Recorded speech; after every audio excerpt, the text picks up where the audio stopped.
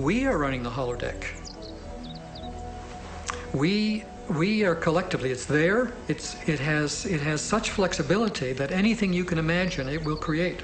And you learn, I mean, your intention causes this thing to materialize once you're conscious enough. Yes, so what is consciousness?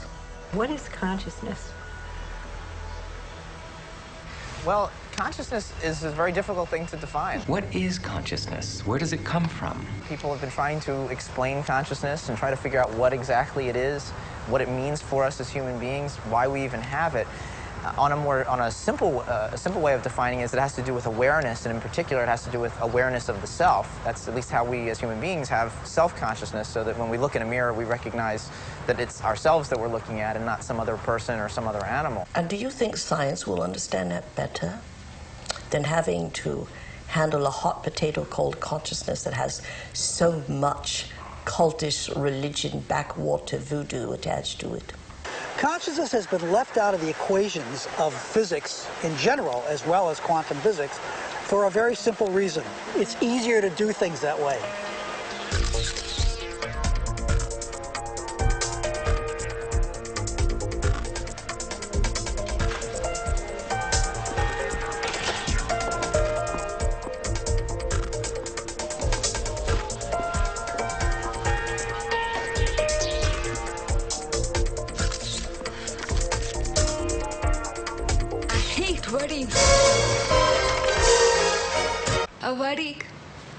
Come on, blink. This is a good assignment, if you'd see it that way. But to see, I do. They did. Oh, God, Amanda. I mean, you live in your past. I mean, everything with you is about what happened. You hate churches, you hate weddings, you hate guys.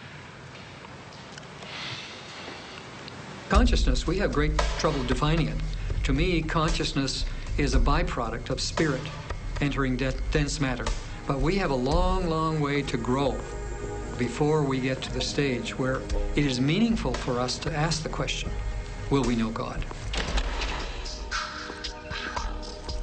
Most people think of God as that great figure in the sky with the white beard who's scrutinizing the human race from above.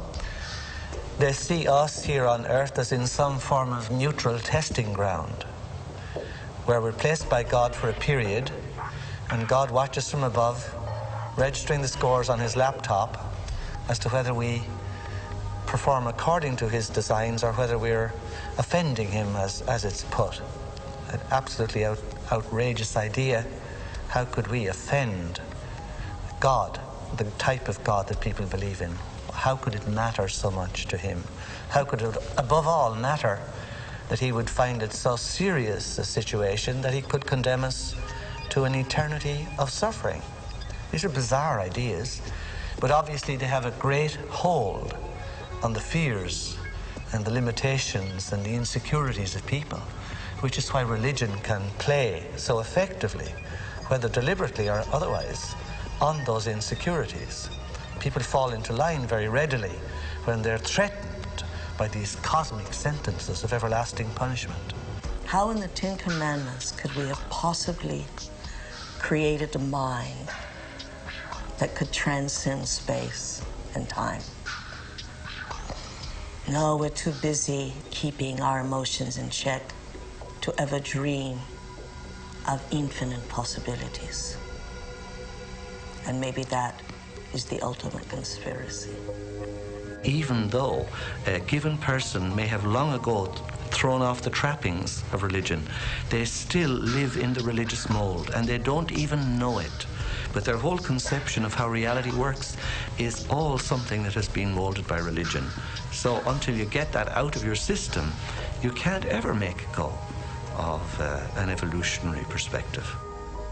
One of the problems with organized religions is that there is this sense of separateness, that it's only good to be a Protestant, or that people who are Catholics are the only people who know the way. And I think now our current understanding of quantum physics is this understanding of complete unity, and so that we have to derive our spirituality from a sense of unity.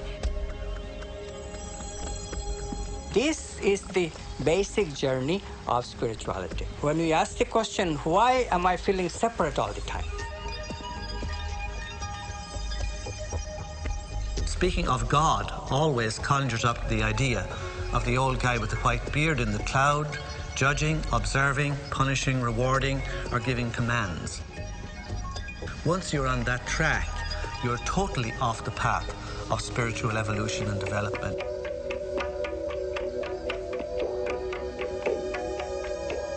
The great appeal of all to people who don't want to grow up but want the great parent in the skies looking after them is to ask Jesus to do it for me.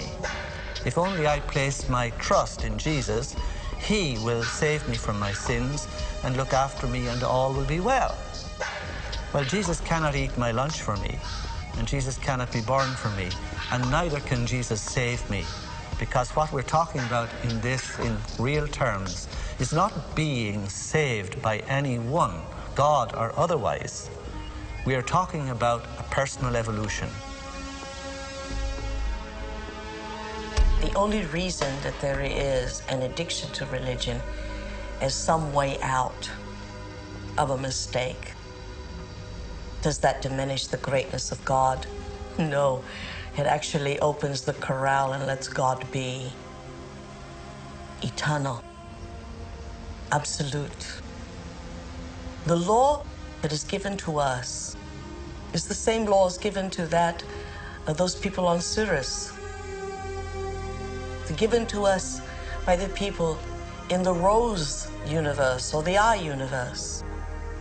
You know, and your Hubble telescope has finally seen galaxies of immeasurable beauty. That in our heart and in our mind we long to engage. It's exciting to meet beings of greater mind or lesser mind. And where does it end? It doesn't end. It doesn't end. We do not want to accept responsibility.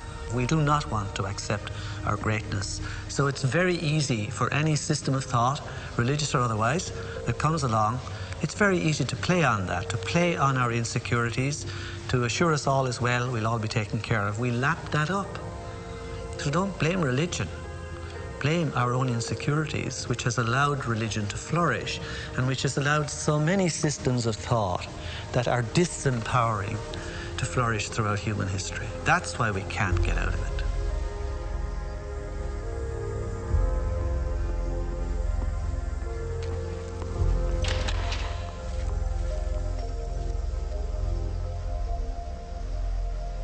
I now present to you Mr. and Mrs. Richard Buck Filipowski.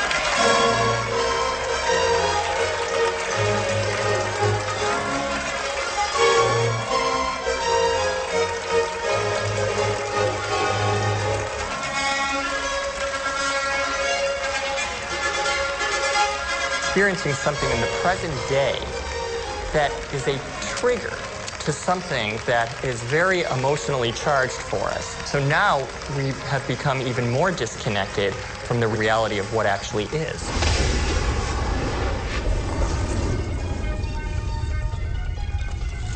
The new dream, like a thunderstorm in our brain, and its electrical strikes through our synaptic skies to the earth of our being, creates a chemical cascade in our body that prepares our body for conquest, achievement, a relishing experience emotionally.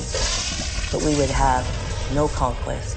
Indeed, we would have no relishment if we had not first had that hologram and those chemicals that made us, or rather changed us, from being fearful entities into fearless entities after a dream.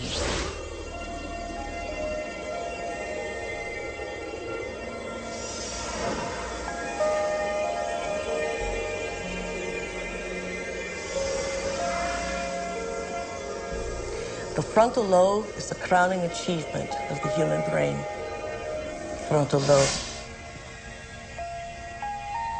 This frontal lobe allows us a distinguishedness to change our minds. Through the workings of the nervous system, and the particular way that it implements quantum effects. Very distinct, specific way, not general, not fuzzy, not imprecise. That it absolutely does open the door for free will being a possibility that does not violate modern scientific tenets, and that's consistent to a certain extent with people's subjective impression that we do have free will. What separates us from all other species is the ratio of our frontal lobe to the rest of the brain.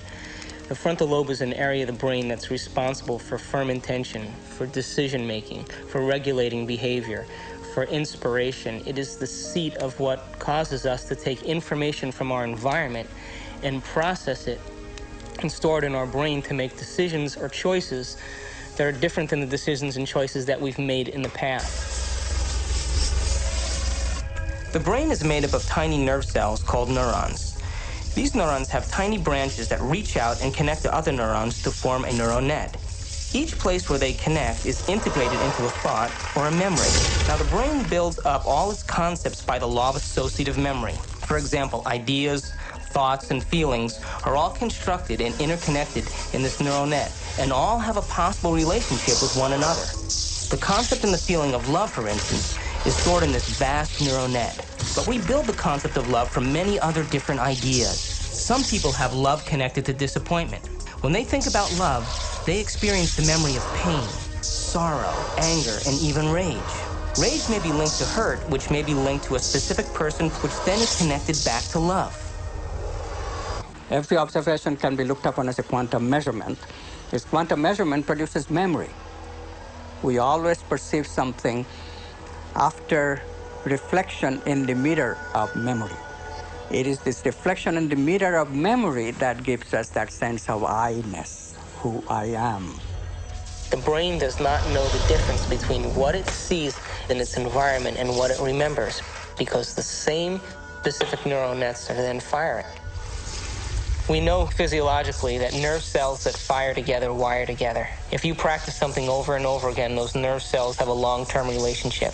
If you get angry on a daily basis, if you get frustrated on a daily basis, if you suffer on a daily basis, if you give reasons for the victimization in your life, you're rewiring and reintegrating that neural net on a daily basis, and that neural net now has a long-term relationship with all those other nerve cells called an identity. We also know that nerve cells that don't fire together no longer wire together. They lose their long-term relationship because every time we interrupt the thought process that produces a chemical response in the body, every time we interrupt it, those nerve cells that are connected to each other start breaking the long-term relationship. If we practice our mental rehearsal and our skill in being able to do it will show that certain brain circuits will grow as a result of our effort. It'll get easier to do, in other words. If we accept that idea, then it will allow us to go back the next day and do it with more certainty and with more acceptance. That in itself is no different than praying.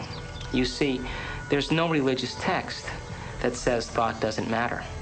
There's no religious text that doesn't say your prayer and your intention shouldn't be answered by God. But explaining how that happens is what quantum physics and the observer is all about. But still, when we can make thought more real than anything else, our brain is designed to do that. The frontal lobe, with its enormous space, is the altar in which we place a thought. And it gives us the permission to hold the thought for an extended period of time, and it lowers the volume to the external stimuli. We lose track of time and space. That's the moment we're stepping into the quantum field. That's the moment that now we're making thought more real than anything else.